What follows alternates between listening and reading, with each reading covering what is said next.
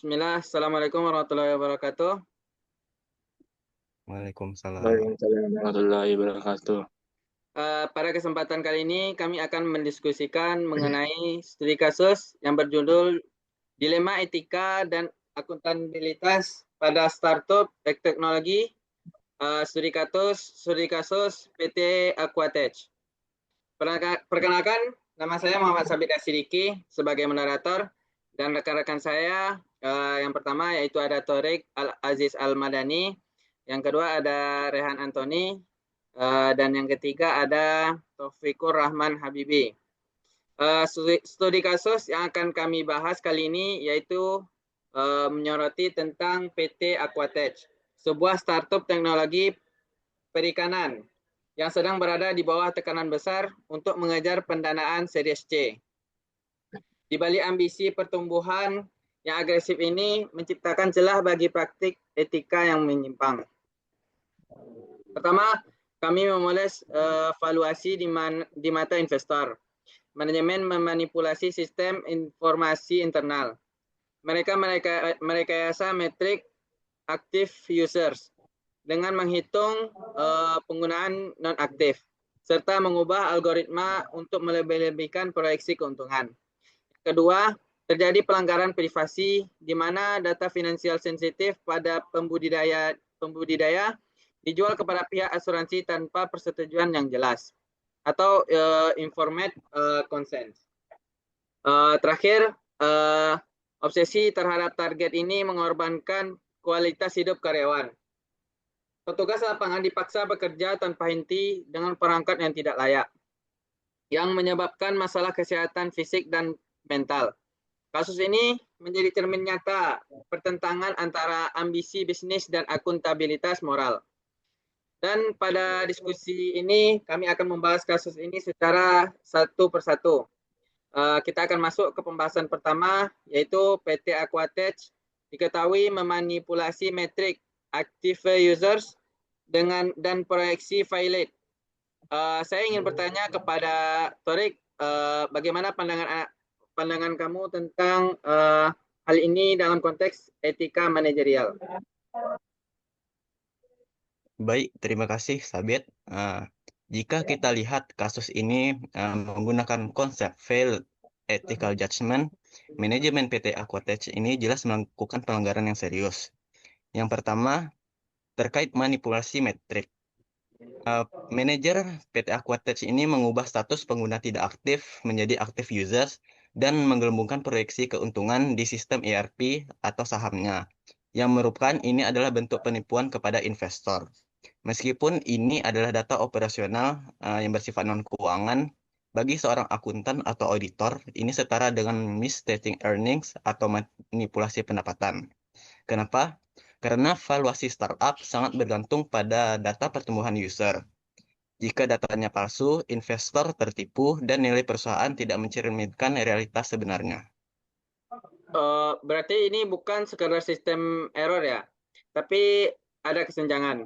Lalu siapa yang harus kita salahkan di sini? Ya, betul.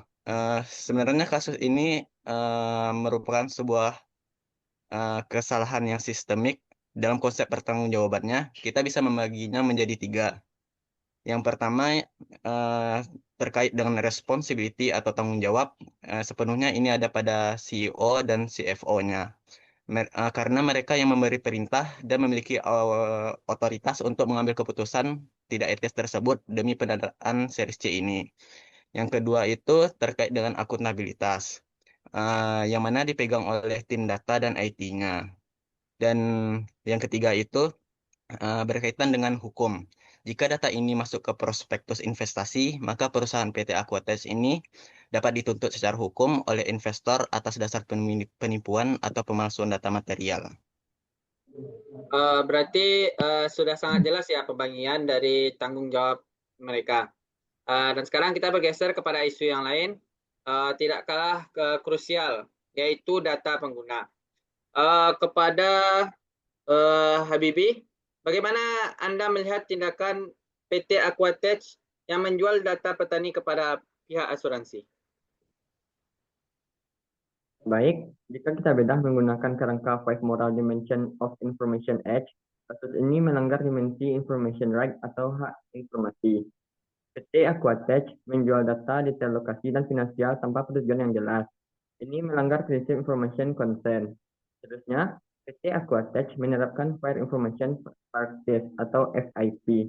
Artinya, harus ada pemberitahuan terbuka bahwa data akan diambil. Dan harus ada pilihan bagi petani apakah data mereka boleh dibagikan ke pihak ketiga atau tidak. Tanpa itu, ini adalah pelanggaran privasi yang berat. Jadi begitu ya. Lalu bagaimana dengan sisi sistemnya? Tadi kan juga disebutkan ada algoritma forecasting-nya yang diubah. Ya, benar. Ini masuk ke dimensi sistem quality. Integritas sistem ERP di PT Aquatech telah runtuh ketika algoritma forecasting diubah manual untuk menaikkan angka 30% di atas rata-rata historis. Sistem tersebut tidak lagi menghasilkan informasi yang reliabel. Bagi akuntansi, ini bencana. Kita mengenal prinsip garbage in dan garbage out. Jika input dan proses dalam sistemnya sudah dimanipulasi, maka laporan yang dihasilkan tidak memiliki data kualitas standar yang layak. Keputusan bisnis yang diambil berdasarkan data ini pasti akan salah arah atau tidak akuntabel. Jadi sistemnya catat integritas ya, privasinya dilanggar. Baik, mungkin selanjutnya terakhir kita bahas manusianya. Kepada Rehan, di kasus ini disebut dengan violate officer, mengalami sakit pergelangan tangan dan brown out. Bagaimana pada tanggapan Rehan? Baik, ini menyentuh dimensi quality of life. Teknologi seharusnya membantu manusia, bukan menyiksa. Keluhan carpal tunnel syndrome atau CTS dan technostress yang dialami petugas lapangan adalah bukti kelalaian perusahaan dalam isu ergonomi dan workplace design. Memaksa karyawan bekerja dalam 7 hari seminggu dengan perangkat rumah yang tidak ergonomis demi mengejar target adalah tindakan yang tidak etis. Perusahaan teknologi wajib mendesain alur kerja dan menyediakan alat yang meminimalisir risiko kesehatan fisik maupun mental karyawan. Sudah lengkap sekali ya masalahnya. Jadi sebagai penutup diskusi kita, apa rekomendasi konkret yang bisa kita berikan untuk PT Aquatech? Baik, sebagai konsultan internal, kami merekomendasikan 3 hal. Yang pertama yaitu audit algoritma dan tata kelola data. Bentuk komite independen untuk mengaudit ulang algoritma KPI dan forecasting. Pastikan semua metrik sesuai standar akuntansi dan fakta lapangan. Yang kedua yaitu penerapan kebijakan privasi atau FIP. Ubah terms of service, minta persetujuan ulang atau reconsent dari petani untuk penggunaan data dengan opsi opt-out yang jelas. Dan yang terakhir yaitu perbaikan kesejahteraan karyawan. Batasi jam kerja lapangan, sediakan perangkat yang ergonomis, dan berikan asuransi kesehatan yang mencakup terapi fisik untuk memitigasi risiko kesehatan kerja. Baik, itu saja.